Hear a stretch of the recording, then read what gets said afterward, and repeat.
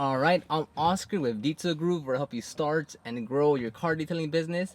In this video, I'm going to show you how to clean leather seats. Now, you may believe you do need a specific leather cleaner to clean these leather seats.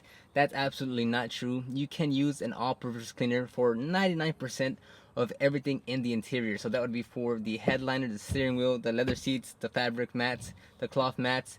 Your all-purpose cleaner diluted 10-to-1, 4-to-1, 5-to-1 will be safe enough to clean 99% of all interior material. So you don't need a specific dashboard cleaner, you don't need a specific leather cleaner, and you don't need a specific fabric cleaner. An all-purpose cleaner diluted 10-to-1, 5-to-1 even, will be completely safe for the interior. Now before we get started, go ahead and like this video, subscribe to the YouTube channel, and check the description down below if you actually want to start or grow your car detailing business. So for starters, at this point, I haven't done anything else to the interior. I haven't vacuumed. I haven't started on the door panels, which I typically start with. Right here, I'm just gonna start with the car seat itself. So I'm gonna start spraying, and it's gonna go everywhere, but that's okay because I haven't done anything else. I'm not worried about anything else. Right now, I'm just going to clean the leather seats. I'm gonna start from the top and work my way down because you don't want to work over yourself and clean the bottom, then come here and sit down, spray, and then let all that fall down. So you want to start from the bottom, spray, let everything fall down, and then work on the bottom, clean it, and then you're moving in the proper workflow so you don't work over yourself. Now, as far as tools and products, this is an all-purpose cleaner from Shine Supply. It's called Solution 10-to-1. But again, Meguiar's, Chemical Guys, any all-purpose cleaner will work, diluted 10-to-1, 5-to-1, whatever you need fit for the interior. I'm going to use this upholstery brush, and this is a brush from Razor Glaze brush set. Again, you'll do this one for small circular motions. This one's for longer strides. I always prefer this one because this one takes a little bit longer and it gets your hand a bit more fatigued quicker. So both are a great option. I'll show you both ways. But the thing to keep in mind is if you're doing this for business, if you want to charge customers, if you're getting into your business, again, check the description down below for that. You don't want to take forever. You want to move in an efficient manner. You don't want to sit here, spray one little spray, and take your sweet time and make sure you get every single, you take your time and make every stitching clean, and you want to make sure the suds come up and want to look all cute and fancy and romantic with it. In the business world, no, that's not going to work out. So if you are doing this as a business, if you want to charge customers, if someone asks you, hey, how much are you charging for your interior, you want to spray and literally go at it as quick as you can. It doesn't look as fancy, it doesn't look as cool as you see on the videos, but you got to get the job done as quick as you can. The customer wants their car back. You want to make money, and the quicker you get the car done, the more money you'll make per hour, and the faster the customer can drive their car off to wherever they need to go. So first is you want to inspect the car. So you want to come around and just see what areas need any specific attention. You want to look around the headrest, then just give it a quick glance over to see what areas need attention most. And then again, you'll spray a little bit into the brush itself, and then you spray on the headrest. And I like to work in sections, so I'm not going to spray the entire seat down first. I'm going to work in sections, so I'll work this top half of the seat first. I'll make sure I'm getting all the seams and stitches, and then I'll work the headrest here. And then I'll work around it. I saw that it wasn't that bad, so it doesn't actually need that much attention. And again, you could use either this or the small brush. Both would work. You just got to make sure how much time you have and you're not spending all day just on leather seats. Then raise it up.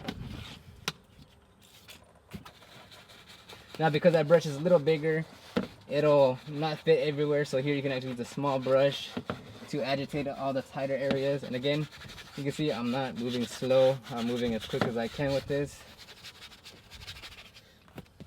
And you'll get your towel and then just mop it up. Now I'm going to do the side areas and the midsection, as it's all kind of one part. So again, you're going to come here and you're going to just agitate, scrub as much as you can, as much as needed. You're not going to get it done on the first try. It's about, agitating, wipe off, inspect, re-agitate, and see where it needs it. Again, you want to do those long circular motions, long streaks. You don't want to sit there and just do the smallest circles throughout the entire interior or on the car seat, because again, if you're doing this for a business, you want to move with it. You want to get most of it done as quick as you can. If this is a personal car, again, you can take a lot more time. Take your time with it. Make sure you are getting every single last speck of dust off. But again, if you're doing this as a business, you do want to move as quick as you can. And you want to mop it all up. You never want to let the cleaner dry, as that'll create small streaks. And you can clearly see where the runoff is at, where it dried off. Now it's no biggie if that does happen. You just need to reapply, agitate a little bit, and wipe it down. Now again, you want to inspect the areas that you may have missed. You want to maybe follow up with a small brush or with a upholstery brush that you have and just touch up those small areas. The reason I use a small brush now is because I can get a lot more focused and I can concentrate my agitation on the specific areas that need attention. Come back with your towel, mop it up. Okay, now we're gonna clean the bottom side of it. This part will always be dirtier because their jeans, shorts, pants, their skin always touches a lot more dirty surfaces than their back. So as you can imagine, as you can tell, it's a real greasy film on this right here. It's really greasy and shiny and oily. We're gonna clean this section off first, and it's not gonna look like that after we're done. So this is gonna be the before, and this is going to be the after. So we're gonna spray on one side. Now you could use tape just to do a more dramatic before and after, but I'll just skip that part and keep my distance. So we're just gonna scrub here as quick as we can. I'm gonna kind of open up these seats and get into the seams to get any trapped dirt. Now you don't need a lot of suds coming out. I know there's a lot of videos out there that they want to spray and spray and spray to make sure they have all the suds coming out because it looks nice and fancy. Again, that's not necessary. If you want to aim for that and make it look all cool every single time, then by all means do it, but it's not essential for cleaning. Now I'm gonna come back with the brush and touch it up a little bit, come back with a towel and mop it up. As you can tell, this is no longer as shiny as this side. This still has all the oil, grease, and nastiness. This side is nice and clean, so it doesn't have that reflection that you see right here. And as you can tell, it's a really dramatic before and after, and the entire car is basically like this. So the overall difference that the car is gonna have is gonna look great. And we'll do the same process to the other side. Now let's say you only have this brush and you don't have the upholstery brush for some reason. That's absolutely okay. You can still move quick with this. You don't need to take forever just because you're using a smaller brush. You just gotta do quick circular motions. Now the foaming is gonna be a lot more prevalent here with this type of brush because the bristles are, I'm assuming the bristles are really agitating it up. But again, you don't, just because you're using a smaller brush doesn't mean you have to move slow. Again, my hand gets fatigued like this quicker than with the brush, so that's why I don't use this as often. That could be different with you. Maybe I just have a weak hand. But again, you don't need to move slow just because you're using a smaller brush. If anything, move faster to compensate because you're going in smaller range of motion. And then you want to spray directly into the brush. Now don't worry about having these perforated seats.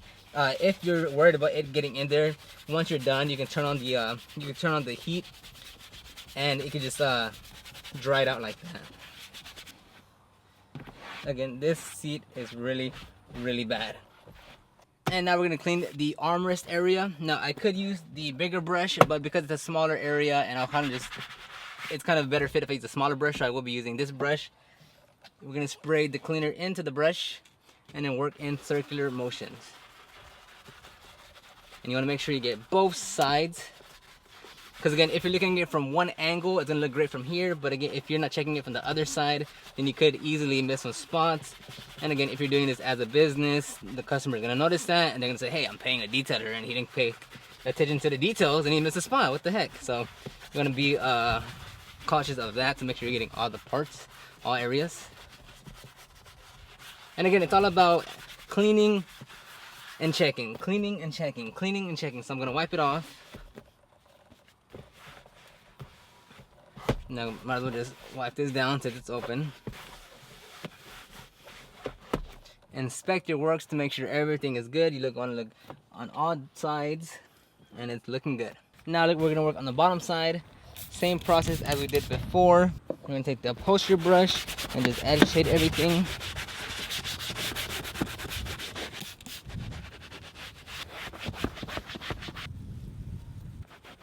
Now I know what you're saying, what about using a steamer? Would a steamer not help with leather? And yes, a steamer, which I have right here, does help with leather cleaning as it does with steam cleaning the carpet seats or any like gunk in the center console. But the thing you have to keep in mind is, does using the steamer yield better or faster results than using the brush or whatever instrument you're using to do the leather cleaning? So it wasn't that bad. It was very dirty, but it's not, you know, astronomically bad. It wasn't the worst I've ever seen. So doing all the leather seats, both the front and the rear seats, and all the leather in the where people sit, it's probably gonna take me at max maybe an hour. So it's not taking me that much time. And if I use the steamer, it'll probably add on more time than if I just do it by the brush. Because I'm gonna be moving quick, it's not that bad, it's coming off really easy. So if it was just terrible and it wasn't coming off, or I was taking much longer time, then yes, I would use a steamer. But I hardly ever use a steamer on leather seats, because with the brush, with the APC, wiping it down, moving quick, you get great results. It takes no time whatsoever. And again, if you don't have a steamer, it's okay. You don't absolutely need a steamer to do leather cleaning. It's nice to have when necessary, but here it wasn't necessary, and there hasn't been many occasions where I have used the steamer on leather, because typically speaking, it's gonna come out rather easily, just as I showed you. Okay, so I'm in a pretty awkward position because I have the GoPro actually on the window there, so I can't be in the right position. So please excuse how awkward I look. But now the back seats, again, doing leather interior isn't difficult. It doesn't take that long. A steamer would be nice to use all the time. Definitely not essential by any means necessary. I don't want you to get it in your head that you absolutely think you have to have a steamer to do a proper job, because you absolutely don't. Now, as you can see, I move rather quickly, and that's the same speed you have to move at too if you want to be efficient. You don't want to let the cleaner dry. You want to pull back these seams to make sure you're getting all the dirt, because there is a lot of gunk stuck in there. So you want to pull these seams back and agitate to get out. Now you're saying, oh, why don't you just vacuum beforehand? You could, you most definitely could, but to me, that's just kind of taking a step backwards for me, because I'm still gonna get it dirty afterwards. So if it's really that bad, then I will vacuum. But if it's not that bad, a little scrubbing action while agitating the entire brush isn't a big deal. I'll come back and dry everything off with the towel.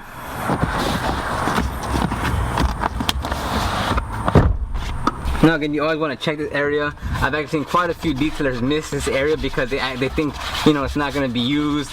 They don't use it, they don't have any kits, but you always got to check these small compartment areas, because they do, if they are dirty, they are always really dirty.